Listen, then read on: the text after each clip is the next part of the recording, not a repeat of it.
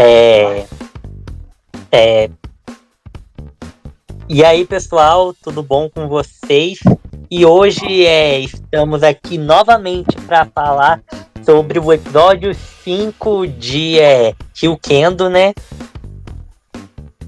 E aí, Fernando, como é que você tá? Tô de boa.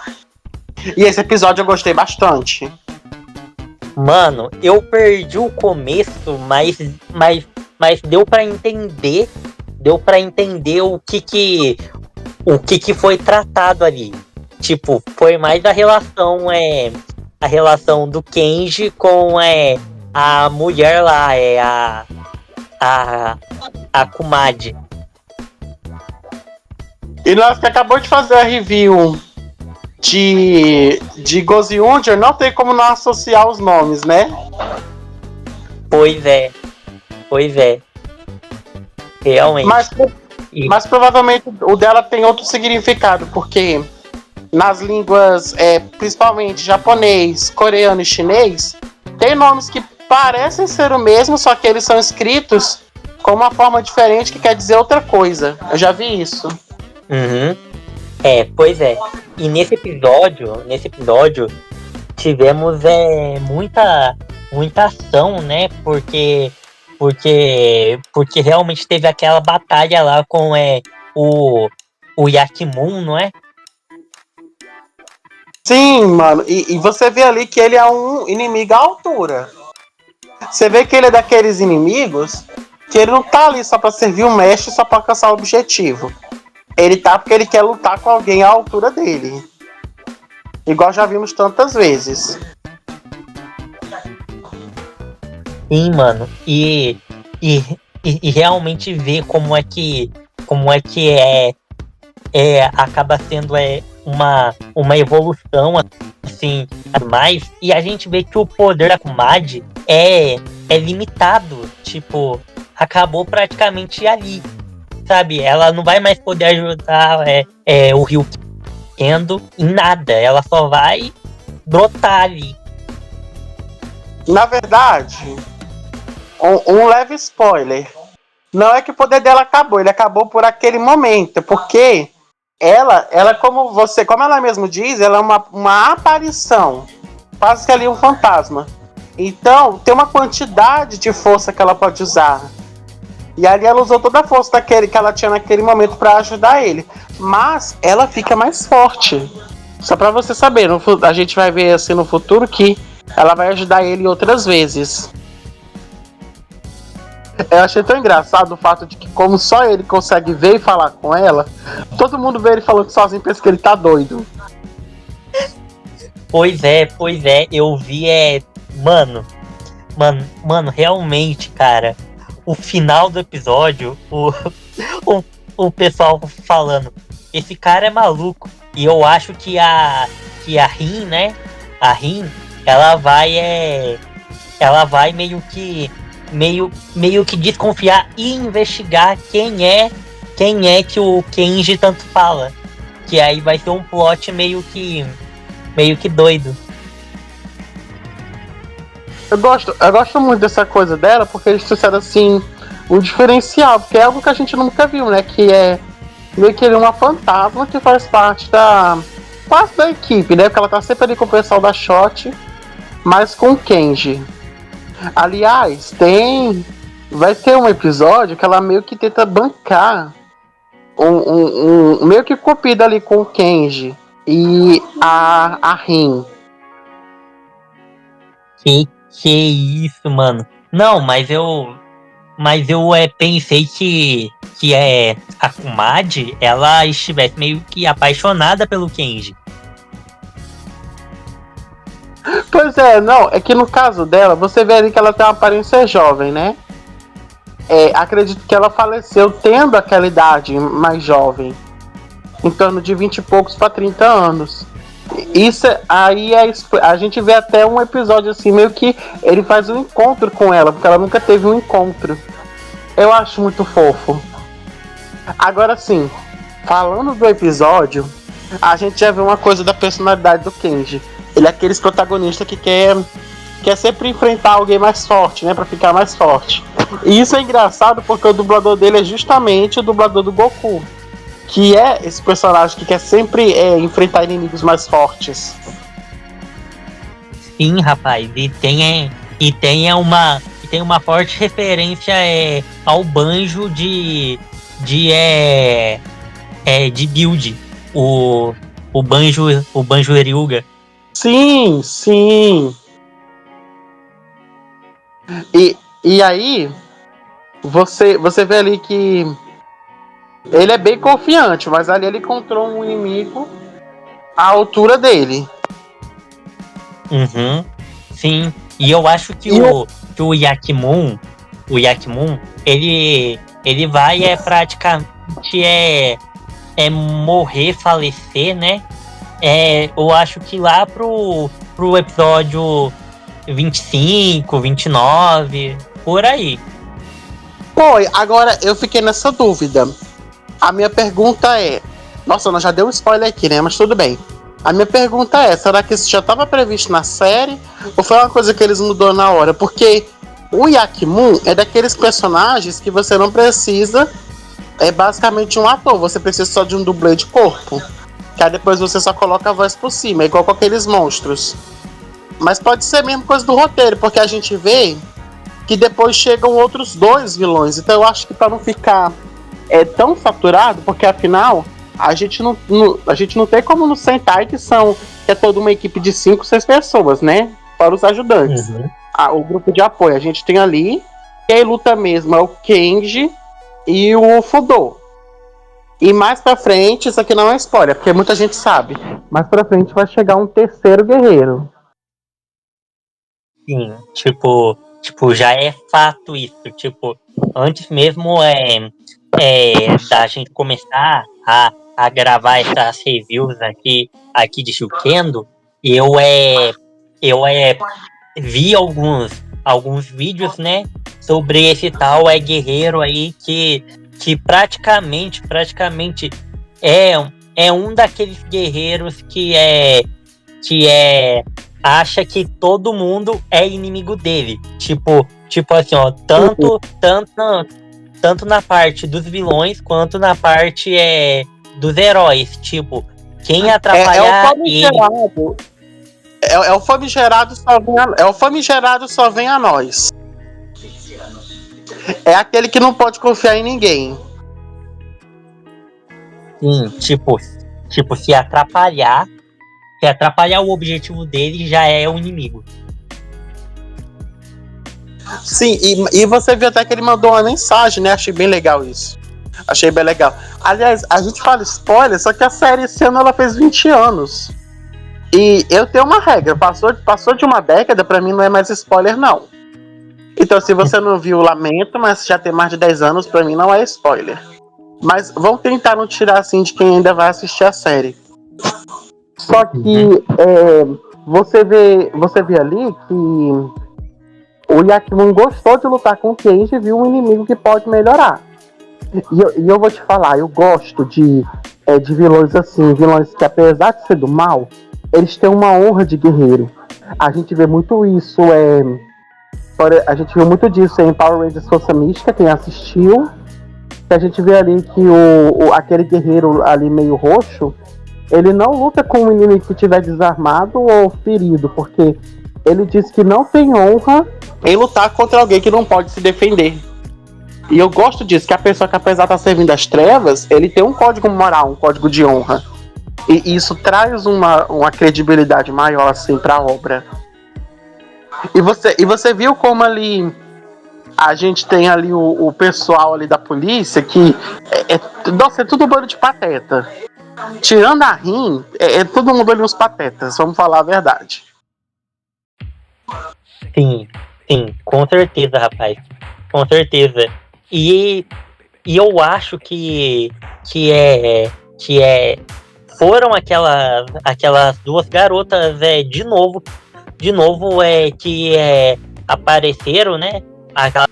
As 2 policiais, elas apareceram de novo nesse episódio, né? Mas só que elas foram capturadas pelaquela bola de cristal do Yakimoon. Sim, e infelizmente elas não são muito disparadas na série. Eu fico com pena por isso, porque elas parecem duas personagens muito engraçadas. Uhum. Mas é uma pena que eles não explorem tanto elas. Vai ter um episódio, aliás, que é um episódio bonito, mas ao mesmo tempo triste, que a gente vai saber um pouco mais da vida da Rin. Eu gosto desse episódio. E é engraçado a gente vendo o Kenji apaixonado lá pela Saori. É Saori? É Kaori. Kaori. Senhorita Kaori. É Kaori. Eu acho muito fofo.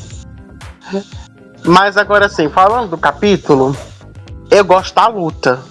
Nossa, aquela luta ali foi muito bem feita entre o Ryukendo e o Yakimun. Mano, tipo assim, o ponto mais forte do episódio foi a luta do Yakimun, sabe? Tipo, temos aí a relação do Kenji com a Akumadi, assim, fortalecendo, mas também tivemos a luta do Yakimun, tipo, como se fosse a estreia dele, sabe, ali. E ele praticamente representou, né, representou um vilão, e o Kenji também representou, né, e mano, quando o Kenji tenta se transformar no Ryuken do Fogo, mano, o Yakimun, mano, ele prevê cada movimento do Kenji que impede ele de usar o poder, sabe? Mas também o Kenji foi praticamente esperto, e aquele golpe final que uniu o leão e a espada e ele junto, mano, ficou muito bom. Sim, você vê ali que ele tem tática na hora da luta, ele pensa. Isso eu acho demais, cara. E assim, a gente ainda vai ver outros embates. E você vê ali que ele vai atrás do pessoal pra querer saber onde fica a Shot, porque ele quer enfrentar o Ryukendo. Uhum. Pois é. E realmente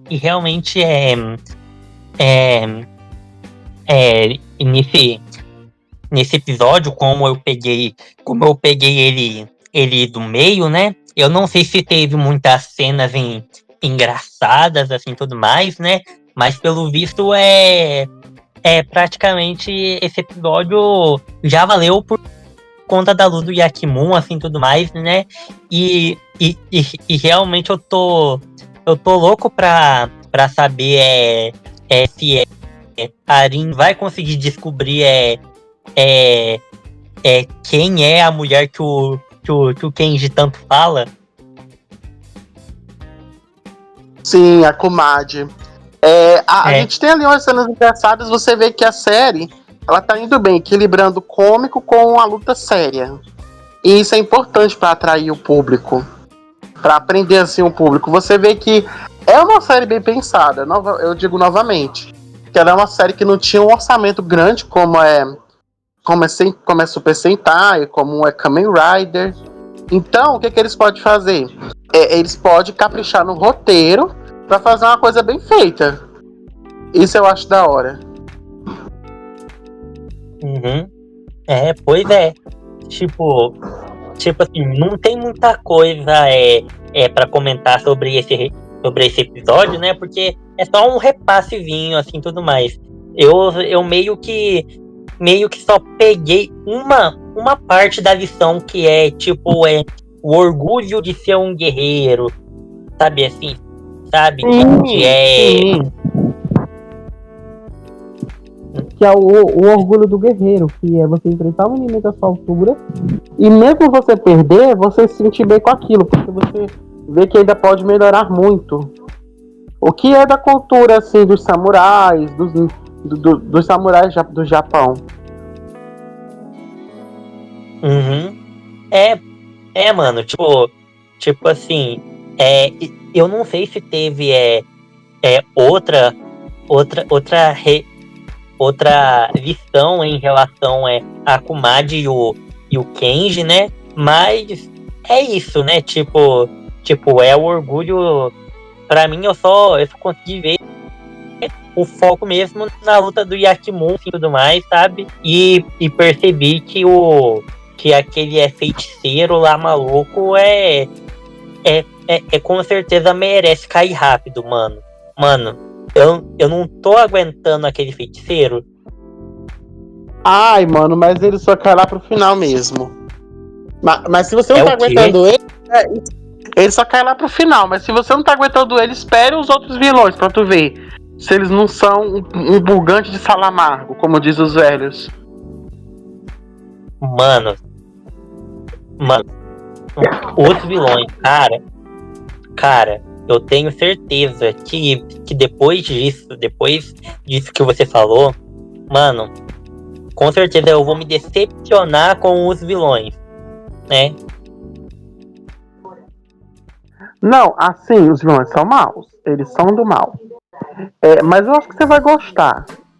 É porque aquele feiticeiro, ele não é feito pra ser assustador, tocar o terror. Ele é feito pra ser chato mesmo.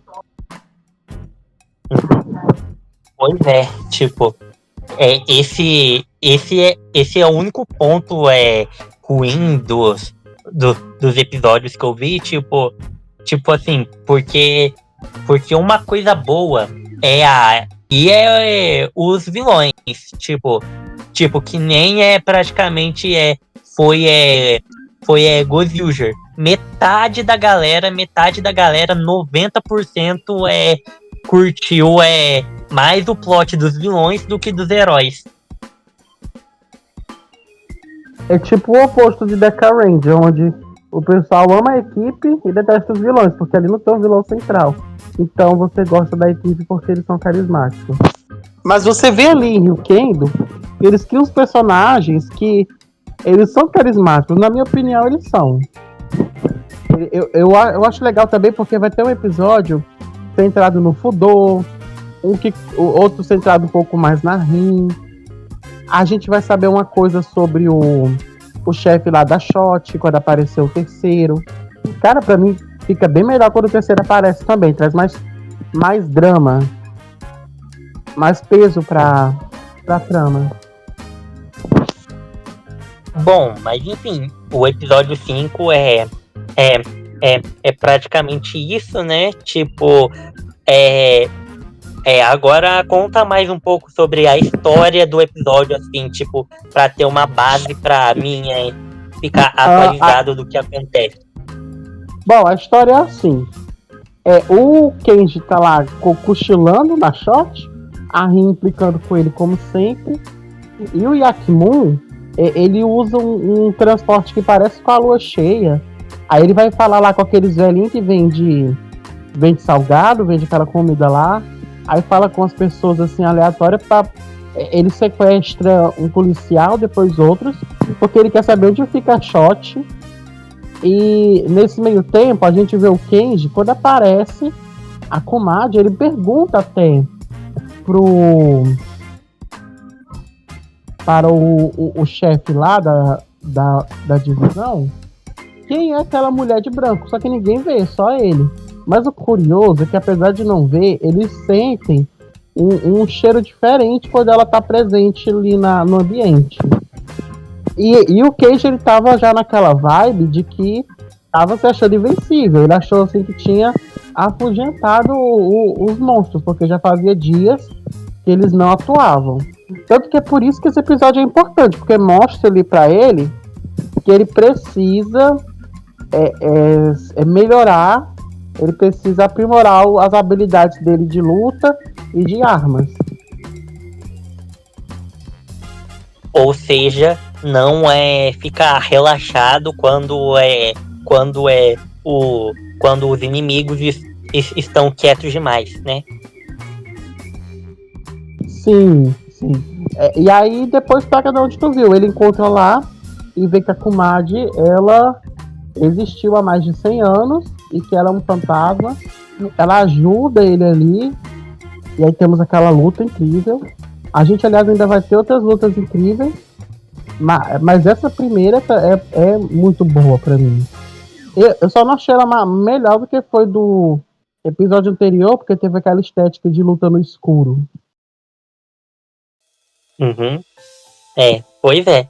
Então é isso, né, galera? Uma review aqui um pouco curta, né? E eu acho que a gente tá fazendo praticamente review curta aqui, porque Ryukendo praticamente a gente assiste um episódio, né? Na verdade agora a gente vai a gente vai assistir, eu acho que diariamente, né? Tipo assim, o Ryukendo, para poder dar certo aqui, porque saiu uma notícia que o Ryukendo vai ter mais dias de exibição, ou seja, vai ser praticamente diariamente e vai terminar mais rápido, né? No máximo 1º de maio, né? E isso é uma alternativa boa, sim, né? Mas também pesa para nós, criador de conteúdo, né? Sim, porque se for diário, então tem que fazer, depois que passar 2, 3 episódios, fazer desses 3 e depois fazer de outros 2. Uhum. Pois é. Enfim, galera, enfim. Né, porque é um episódio de 20 e poucos minutos. Acho que a gente falou o que tinha que falar. Uhum. Foi isso mesmo, né? Então, tem consideração final? O Yakimu ainda vai trazer um pouco mais de entretenimento, apesar de que a gente vai ter que se despedir dele daqui a um tempo. Então, pessoal, é isso. Eu espero que todos vocês tenham gostado desse episódio, dessa review, né? Desse review cast aqui, né, sobre o episódio 5 de Ryukendo, né? E que a gente esteja aqui novamente comentando sobre os outros episódios até o fim da série, né? Que é um marco, né? Um Tokusatsu está vindo para a TV aberta, né? E realmente na TV Cultura. Então é isso, galera. Espero que todos vocês tenham gostado. Deixa o like, se inscreva aqui embaixo no canal e até o próximo Reviewcast. Tchau, Fernando. Tchau, até.